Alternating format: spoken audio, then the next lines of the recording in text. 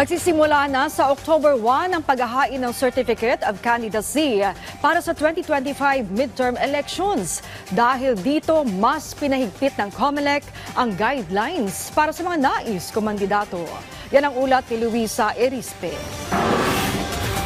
Isang buwan na lang, lulutang na ang mga kakandidato sa national positions para sa 2025 midterm elections. Sa October 1 hanggang 8, magbubukas na kasi ang paghahain ng Certificate of Candidacy sa Commission on Elections. Kaya naman ang COMELEC naglabas na ng mas pinahigpit na guidelines para sa pagsusumite ng COC. Base sa Resolution number 11046 na inilabas ng komisyon, madali na lang ibasura o kanselahin ng COMELEC ang isang COC ng kandidato kung may makikita silang pagsisinungaling dito. At para maimbestigahan ang isang COC ng kandidato, dapat may isang botante na maghain ng kaukulang reklamo. Para naman sa pagdedeklara ng isang nuisance candidate o yung panggulong kandidato, may 3 guidelines na inilabas dito ang COMELEC. Kung siya ay naglalaro lang at hindi seryosong kandidato, kung siya ay nagdudulot ng kalituhan tulad ng kapag kapangalan niya ang isang kandidato at kapag napatunayan ding nakikipagsabuatan lamang siya para lumahok sa halalan at wala naman talagang intensyong kumandidato. At para naman sa pagdiskwalipika ng mga kandidato, ito ay kapag may kakulangan sa kanilang kwalifikasyon at kapag hindi ito nakapaghain ng sose sa dalawang magkasunod na eleksyon para naman sa mga dati ng kumandidato. Pwede ring madiskwalipika ang isang kandidato kapag ito ay nahatulang guilty ng isang korte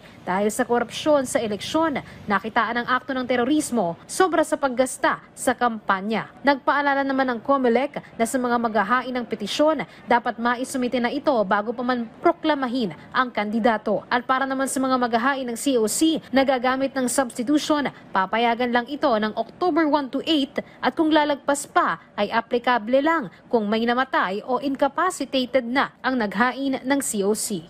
Nakalagay din sa guidelines natin. Lahat ng certificates of candidacies ay amin pong ilalahad sa ating publiko. Lalagay po namin sa COMELEC website. Sa certificate of candidacy na kanilang pipilapan, mayroon na pong commitment sila na pinapayagan nila ang COMELEC na ilabas sa publiko ang content ng kanilang certificates of candidacies. Kahit naman sa mga political parties, naghigpit din ang COMELEC. Mula 5 pangalan, 10 na ang nominees na isusumiti nila na tatayong representative ng kanilang grupo. Ang substitution din sa mga pangalan ng nominees ay papayagan lang hanggang October 8. At kung lalagpas pa sa nasabing araw, ito rin ay kung namatay lang ang lahat ng nominees o kaya sila ay incapacitated o hindi magagampanan ang kanilang tungkulin bilang nominee. Samantala, bukod sa paghahanda para sa 2025 elections, sa Sabado, magkakaroon naman ng plebisito sa Caloocan City para hatiin sa 6 na barangay ang bagong silang. Katwiran ng COMELEC, malaki kasi ang naturang barangay.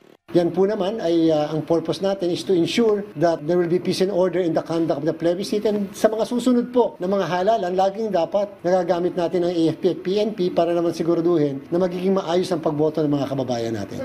Pumayag naman ang palasyo na gamitin ng COMELEC ang Armed Forces of the Philippines, Philippine National Police, Philippine Coast Guard at iba pang law enforcement agencies para sa magiging plebisito. Luisa Erispe para sa Pambansang TV sa Bagong Pilipinas.